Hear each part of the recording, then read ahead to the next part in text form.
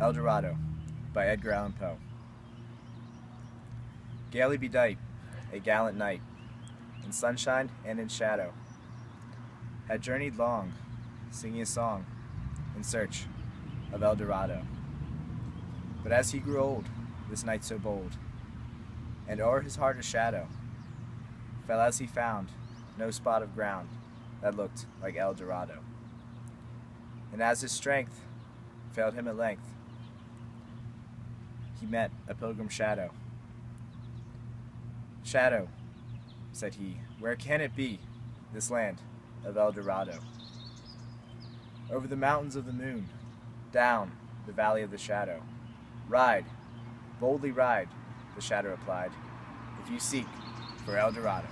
When I first heard this poem, I really didn't have any clue as to what it meant besides a knight searching for a fabled place called Eldorado.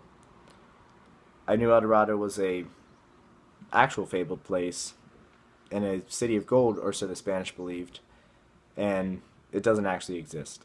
And in this poem, it doesn't exist either. The knight never finds Eldorado, and I interpret that to mean that Eldorado isn't actually a place, but rather a goal. It's a metaphor for an unattainable goal, something that you're ever reaching for, but you'll never actually get. What this means to me is that if you set goals for yourself, you'll eventually get them. Most likely, if you work towards them, work hard, and spend time. However, if you set goals for yourself that are unattainable, you'll never get them.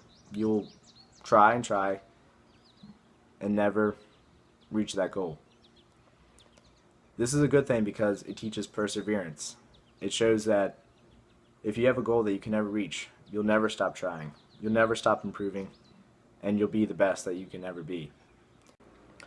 The repetition of Eldorado at the end of each stanza of this poem is very powerful. The line never stays exactly the same. Rather, the knight will be searching, seeking, wondering about the land of Eldorado. And that all can be gathered from just the 4 lines at the end of each stanza. Furthermore, though, this poem represents itself well with the choice of characters that are presented in the poem. A knight known for chivalry and dedication will always be searching for Eldorado. He will spend his life on a task that he has set his mind to in order to search and find this place. The shade is also a very good choice for a character in the poem. Shades are known for being deceptive and for being sneaky. If the shade actually knew where a place of Eldorado was, he would not tell the knight where it was.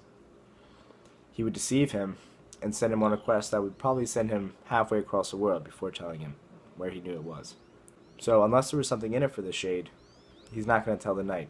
And as the knight does not give the shade anything in this poem, the knight will never find Eldorado. This poem is also important to me because of the author, Edgar Allan Poe. I don't live in Baltimore, but I live very close, about a half-hour drive.